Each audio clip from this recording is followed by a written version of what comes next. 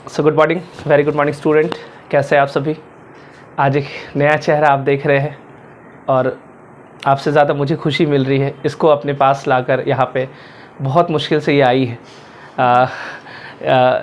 मैं बहुत लोग ऑफलाइन में जानते होंगे, ये आप लोगों की पूजा मैम है और बहुत लोग इनसे परिचित होंगे।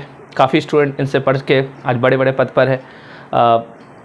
मैं और जो ऑनलाइन के स्टूडेंट हैं जो अभी जुड़ रहे मेरे साथ, वो शायद नहीं जानते होंगे इनको।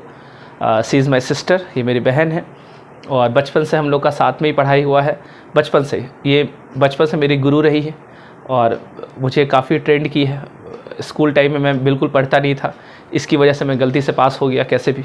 कॉलेज भी वही रहा, लेकिन चलो ठीक है। अब ये मेरे साथ आई बहुत मुश्किल से। मैं इसको रिक्वेस्ट कर रहा था 2-3 दिन से कि चलो आओ मेरे वीडियो में, है ना, कुछ अपना ज्ञान जो तुम्हारे पास है उसको अपने व्यूअर्स को, अपने स्टूडेंट्स को दो।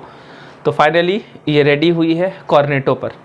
मैंने मैंने ये बोली कि एक कॉर्नेटो एक वीडियो में। मैं बोला चलो ठीक है, सस्ता में निपट गई।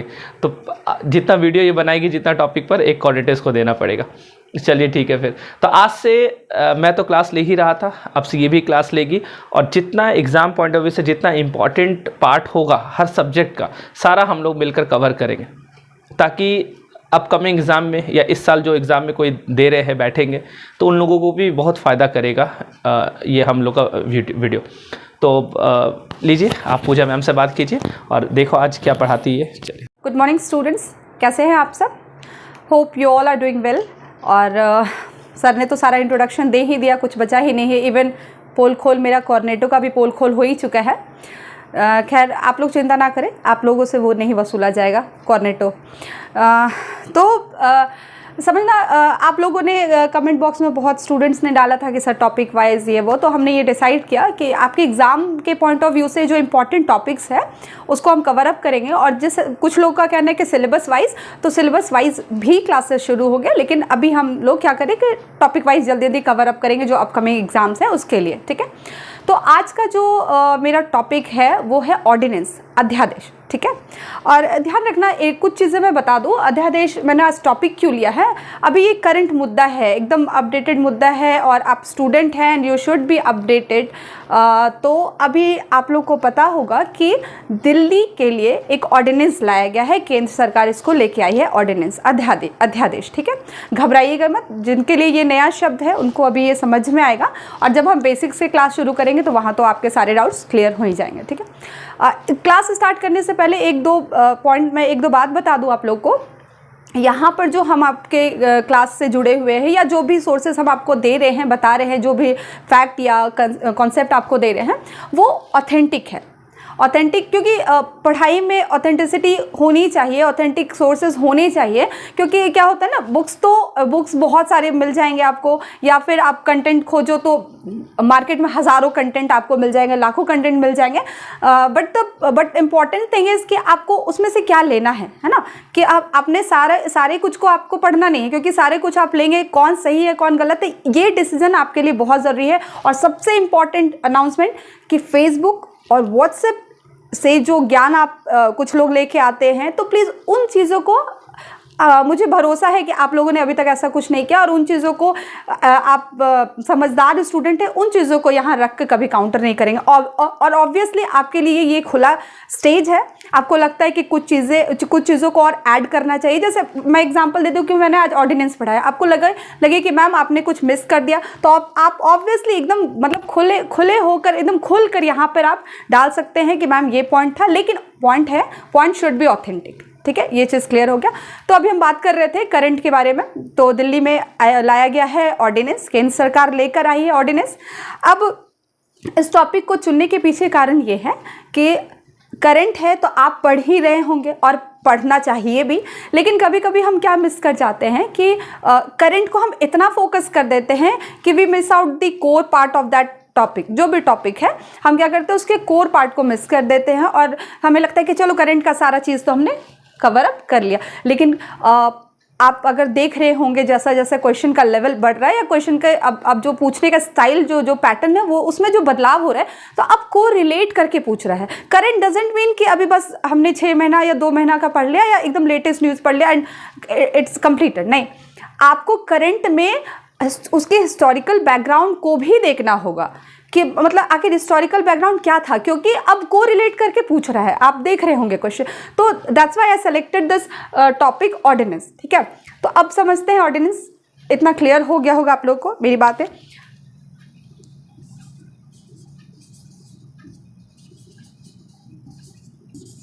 Ordinance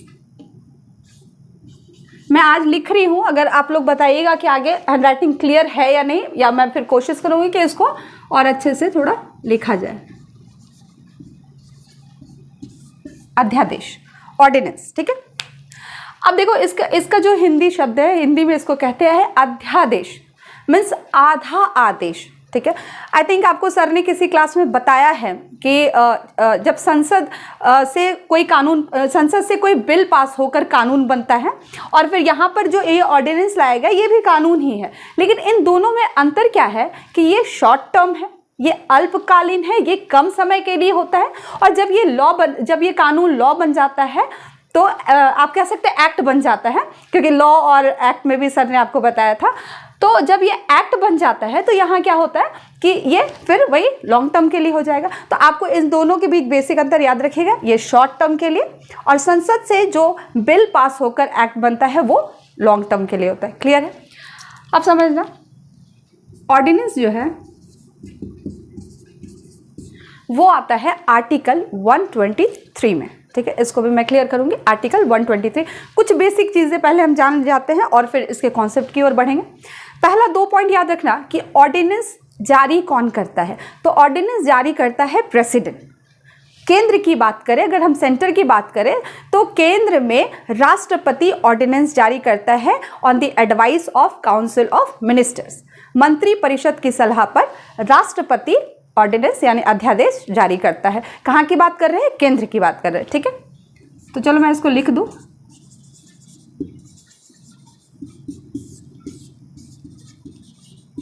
president on the advice of council of ministers. Article याद रखना,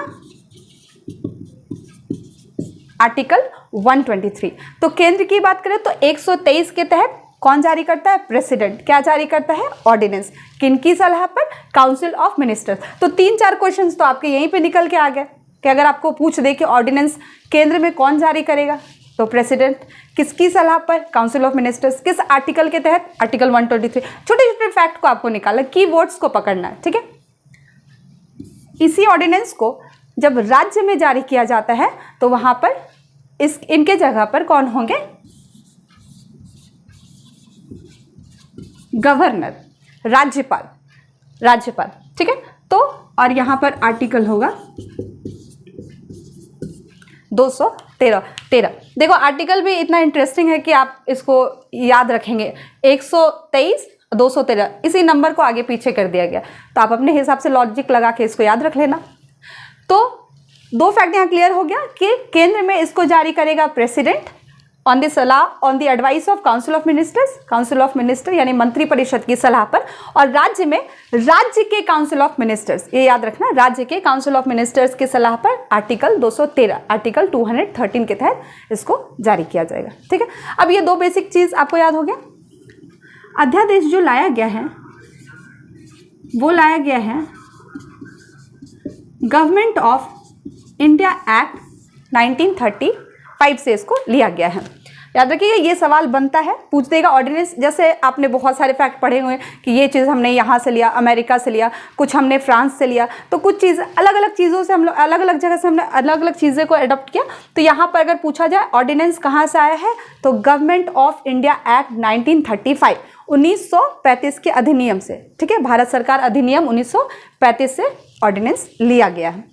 ये 3 पॉइंट आई थिंक आपको क्लियर हो गया होगा।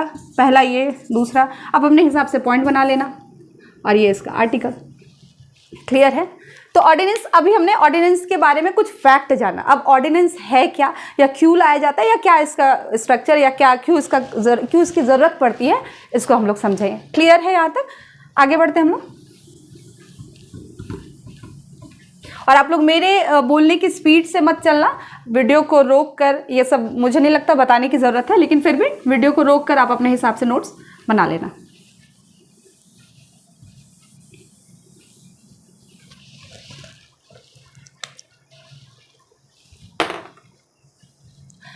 अब देखना ऑर्डिनेंस लाया क्यों जाता है, पहले हम इसको समझ लेते हैं, ठीक है।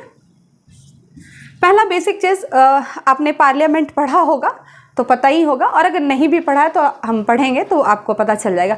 जब भी कोई कानून बनेगा तो कानून कहाँ, संसद में बनता है या राज्य में। जब हम स्टेट लेजिस्लेटिव की बात करें वहाँ पे भी सेम प्रोसेस, वहाँ पे भी हाउस है, ठीक है। तो जब संसद में बन रहा है तो 2 हाउस है, लोकसभा, राज्यसभा। तो कोई भी कानून बनने के लिए, कोई भी एक्ट जो बनेगा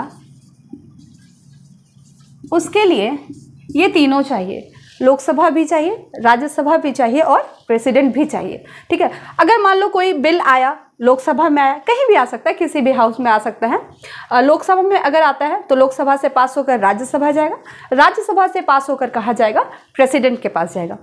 अब प्रेसिडेंट जब उस पर साइन कर देंगे तभी वो बिल बन जाएगा एक्ट, वो एक एक्ट बन जाएगा। तो यहाँ तक क्लियर हो गया। इट मीन्स कि जब भी हमें कानून की ज़रूरत, कानून बनाने की ज़रूरत हो तो ये तीनों हम लोग को चाहिए। तो जब कानून बनाने के लिए तो हमारे पास सुविधा है, फिर ऑर्डिनेंस की क्या ज़रूरत। तो अब मान लो कि आपने पढ़ा होगा सत्र, सेशन जो होता है, सत्र चलता है, 3 सत्र होता है, 3 सेशन होते हैं। तो ध्यान रखना कि एक मैं एग्जाम्पल दे रही हूँ कि मान लो कि लोकसभा सत्र में नहीं है, सेशन में नहीं है, राज्यसभा सेशन में है, और प्रेसिडेंट तो हमेशा रहेगा ही, ठीक है। अब यहाँ पर अगर मैं आपको बोलूँ कि अगर कोई कानून की ज़रूरत है तो क्या यहाँ पर कानून बन पाएगा? नहीं बन सकता। क्यों? क्योंकि अभी हमारे पास लोकसभा अभी सेशन में नहीं है, लोकसभा एक्टिव नहीं है। इट मीन्स कि यहाँ कानून बनाना अभी पॉसिबल नहीं है। तो इसी के लिए यहाँ पर एक ऑर्डिनेंस की सुविधा दी गई कि अगर कोई भी एक हाउस, चाहे वो लोकसभा हो या राज्यसभा में, फिर एक और एग्जाम्पल से बता दूं कि मान लो लोकसभा सेशन में है और राज्यसभा सेशन में नहीं है, और प्रेसिडेंट एज ऑब्वियस हमेशा रहेगा ही।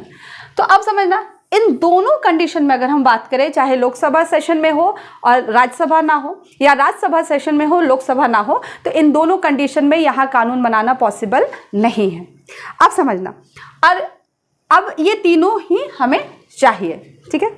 अब देखो, अब ये याद रखना, ये तीनों क्रॉस नहीं होगा, प्रेसिडेंट हमेशा ही रहेगा, हमेशा रहेगा। अब समझना कि तब हम करेंगे क्या यहाँ पर, कि अब इसी के लिए लाया जाएगा ऑर्डिनेंस, ठीक है। अब ऑर्डिनेंस लाने के लिए क्या यहाँ पर बताया गया, मैं बताती हूँ आपको।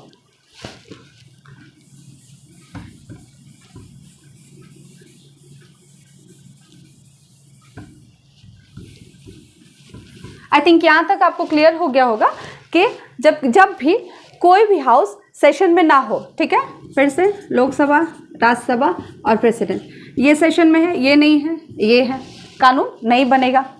ये सेशन में नहीं है, ये है, ये तो रहेंगे ही, कानून नहीं बनेगा। ये दोनों सत्र में नहीं है, हो सकता है ये दोनों सत्र में नहीं है, और ये हमारे राष्ट्रपति तो रहेंगे।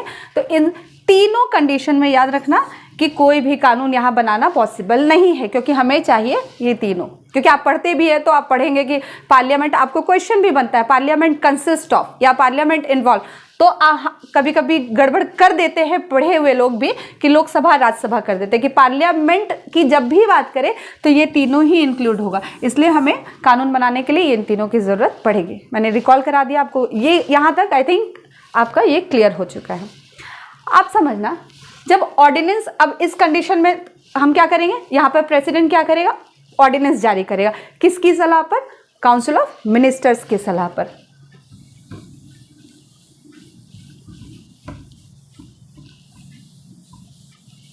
अब जारी तो हो जाएगा, लेकिन अब इसका कोई एक वैलिडिटी, एक टाइम पीरियड कुछ तो होगा। अब ऐसा थोड़ी कि जब मन हुआ जारी कर दिया, अब ये तुरंत कानून बन गया। तो एक इसके पीछे क्या प्रोसेस है, इसको समझना। आज जैसे डेट 24 मई,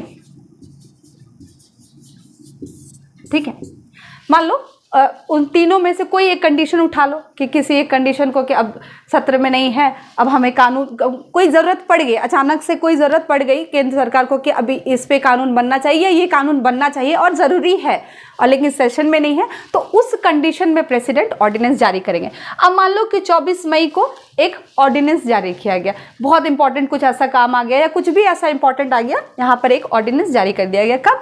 24 मई को। आप समझना,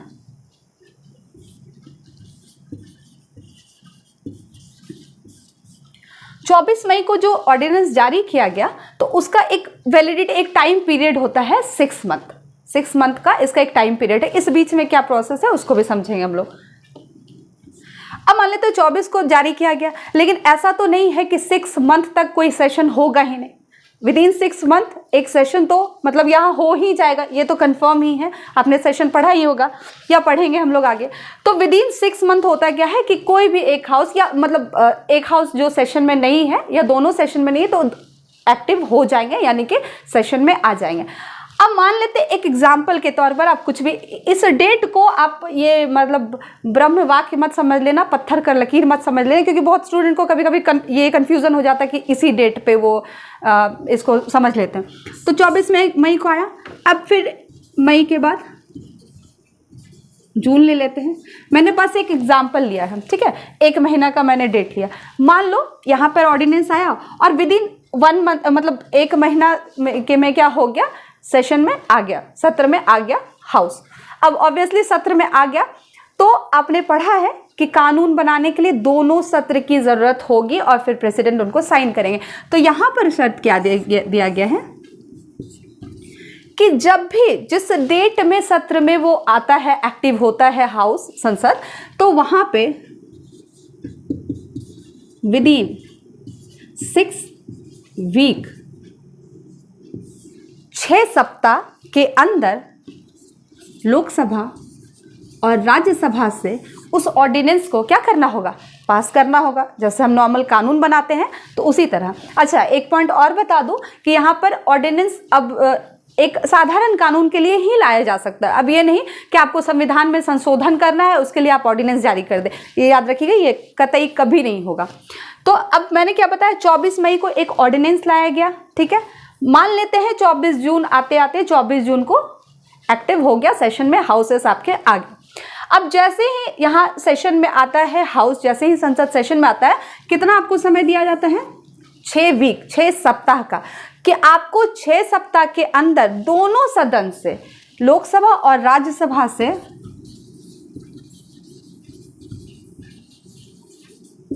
सिंपल मेजॉरिटी, साधारण बहुमत, ठीक है, सिंपल मेजॉरिटी से आपको उस ऑर्डिनेंस को क्या करना होगा, पास करना होगा, और तभी वो ऑर्डिनेंस जाके क्या बनेगा, एक्ट, ठीक है। तो यहाँ अगर ये पास हो गया विद इन 6 वीक तो ये क्या हो गया, एक्ट बन गया। अगर ये पास नहीं होता, हो सकता है कि एक हाउस पास ना करे या कोई भी कारण, अगर ये पास ना हो, याद रखना लोकसभा राज्यसभा से पास होगा, फिर कहाँ जाएगा, प्रेसिडेंट के पास, और वो साइन कर देंगे, यही ऑर्डिनेंस फिर बन जाएगा एक्ट। और यही शॉर्ट टर्म वाला जो ऑर्डिनेंस था अब ये क्या हो जाएगा, लॉन्ग टर्म में बन जाएगा, ये एक्ट बन जाएगा। अगर पास होता है तो बहुत अच्छा, अगर पास नहीं होता है तो ये यहाँ पर इस ऑर्डिनेंस को ख़त्म कर दिया जाएगा। अब इस ऑर्डिनेंस का कोई भी अस्तित्व नहीं रह जाएगा, यहीं पर ये ख़त्म हो जाएगा। ये क्लियर है। तो यहाँ पर सवाल बहुत सारा कुछ भी बन सकता है कि भाई ऑर्डिनेंस को किस मेजॉरिटी से पास करते हैं, सिंपल मेजॉरिटी। क्वेश्चन खुद से बनाओ, क्योंकि जब खुद से क्वेश्चन बनाओगे ना तो वो ज़्यादा मजा आएगा। आप ये मत वेट करना कि सामने वाला क्वेश्चन दे, क्योंकि आपके पास अगर 4 लाइन लिखा हो तो उस 4 लाइन में अगर आप 10 क्वेश्चन बना सकते हैं तो वेरी गुड।